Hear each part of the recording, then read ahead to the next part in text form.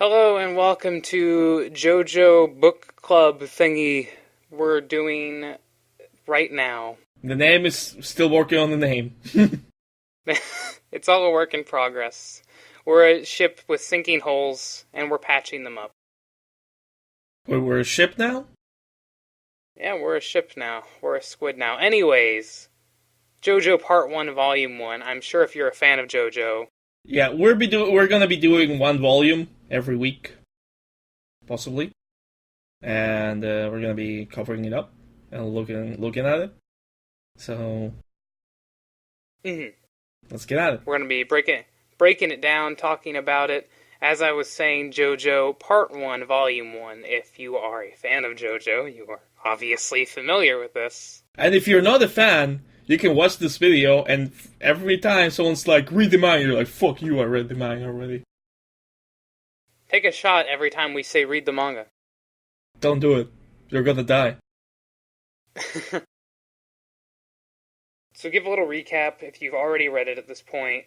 We know that it sets up the Stone Mask, the coming of Dio, and Dio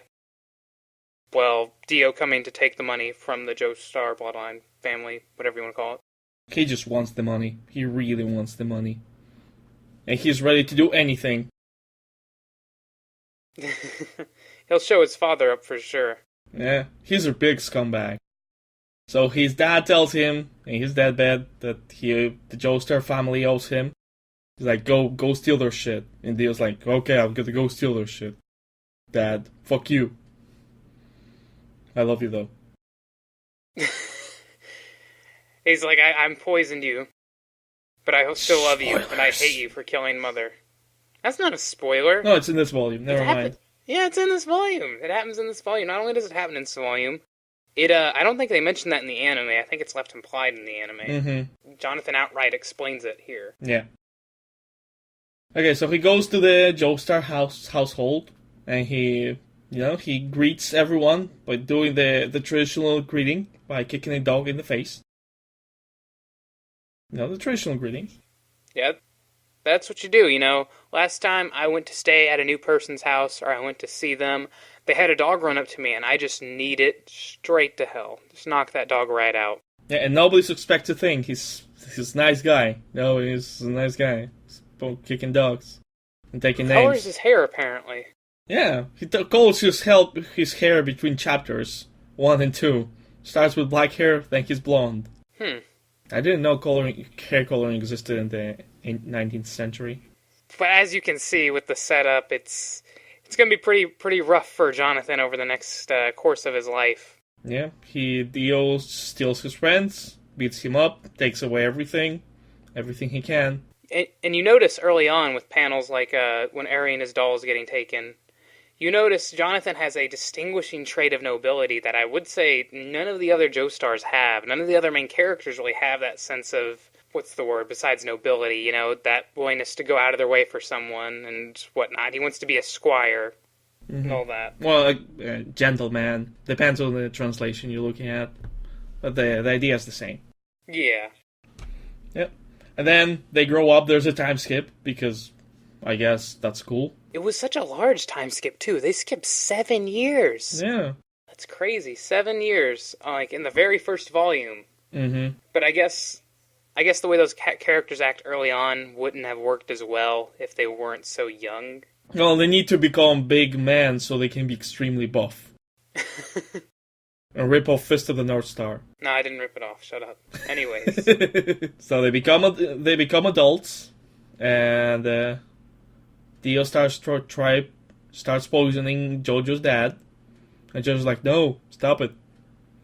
And then Dio's like, well, try to stop me, friendship is over. I'm just taking away your BFF card. This BFF next, throwing it away. Maybe we should mention before that like, Dio goes out of his way to torture Jonathan in every way possible. Dio is the ultimatum when it comes to jerks.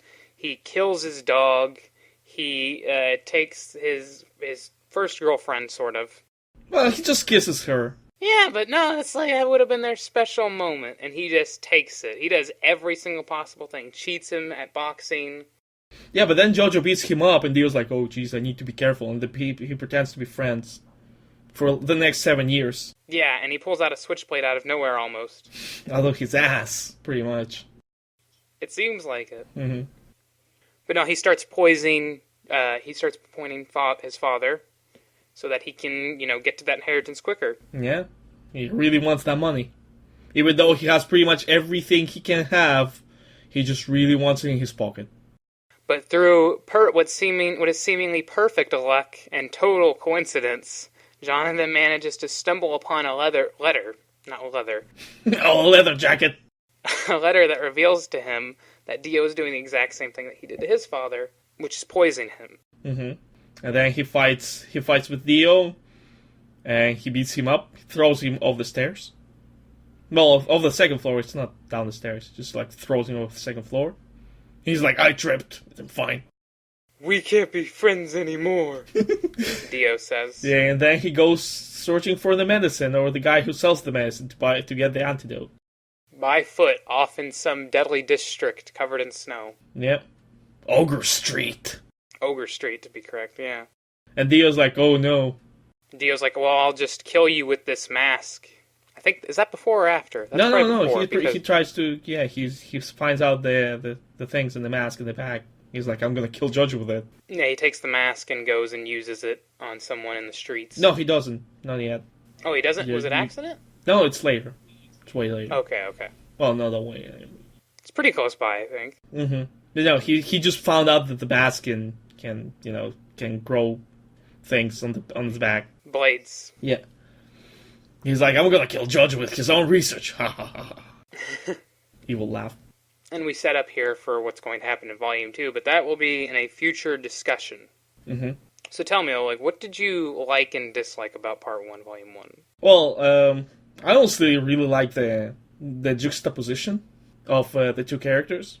Like both their households without the mother, their relationship with their father is similar but opposite at the same time, and how they're both kind of opposites also. Like Dio looks perfect on the outside, but he's rather on the inside, while JoJo is anything but perfect on the outside, but he's like the sweetest guy ever on the inside. He just cries about his mom, and then he sees his leftover chocolate on the table and goes to eat it. Yeah, that was a really goofy moment.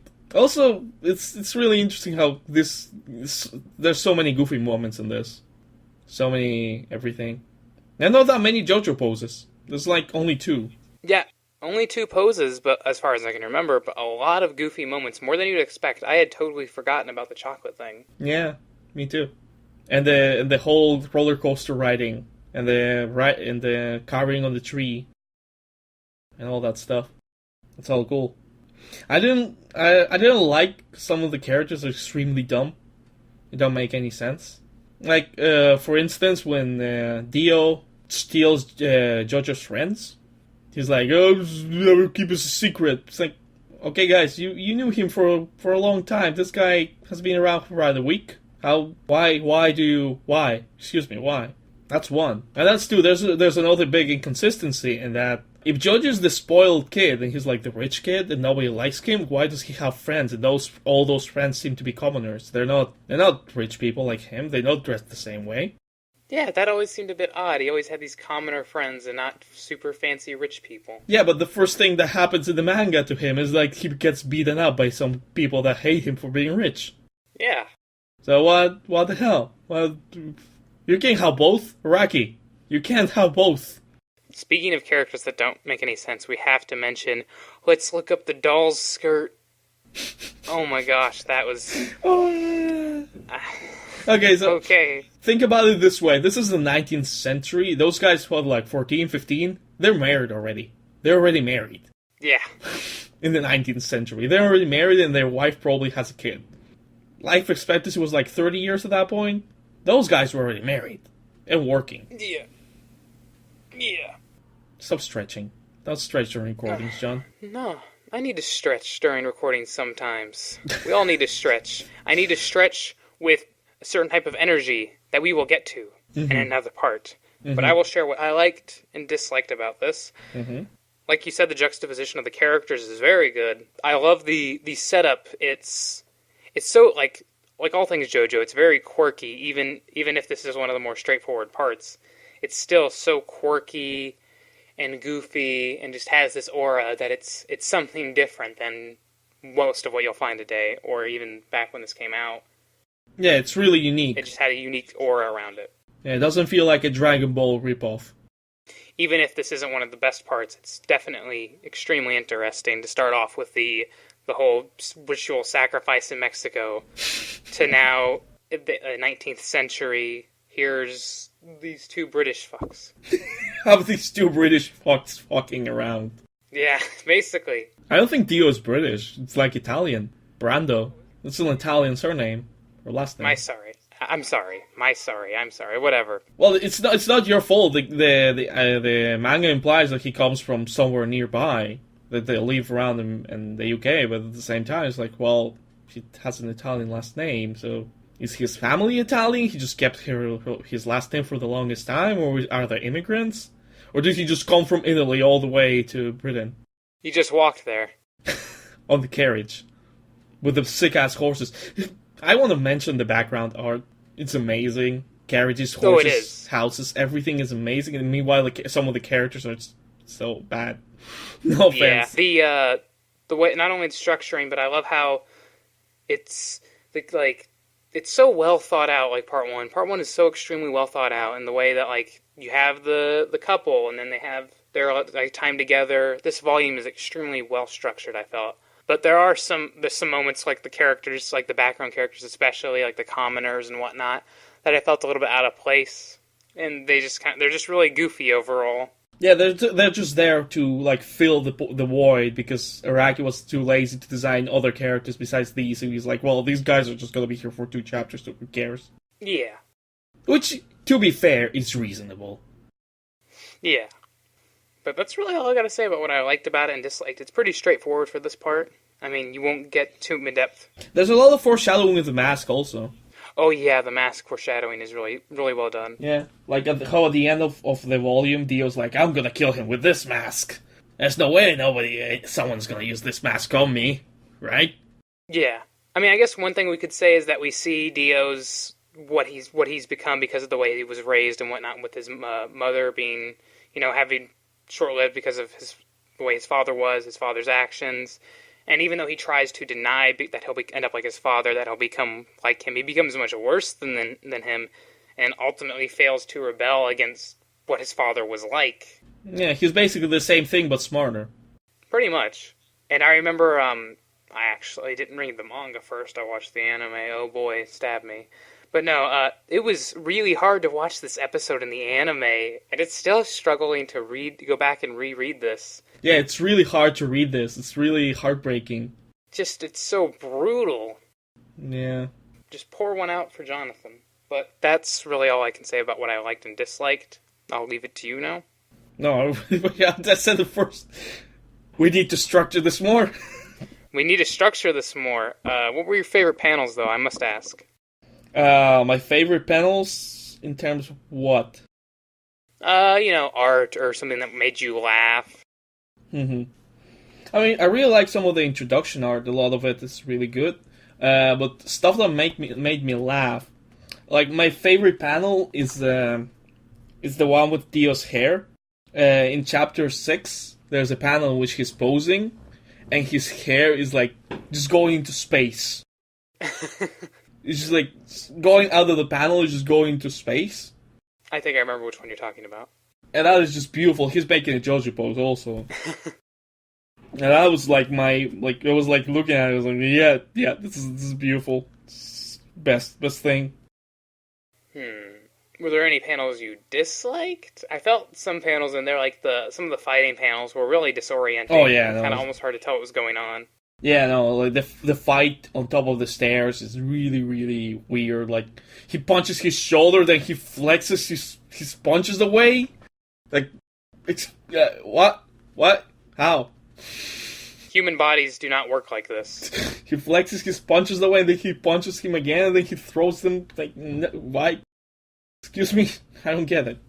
Or the fight in their childhood when JoJo wins. That was actually better. Yeah, I like that one a lot better. Was less posing, less flexing. Then again, JoJo's all about posing and flexing. It was straightforward and to the punch, you could say. No. I still have to say, though, my favorite panel, personally, overall, has to be the "You made mother suffer because of you. You're the worst father. Want me to be rich? Ha! I will show you." I'll be poor. That whole panel and the "Your heritage I accept. I'll exploit every situation I can to be the world's wealthy and powerful man." To be fair, maybe the translation we're reading, but at the same time, I don't know. That's kind of beautiful. It's very beautiful. It's the best around. And we gotta mention, let's not forget to give an honorary mention to It's Me Memes. It was me memes.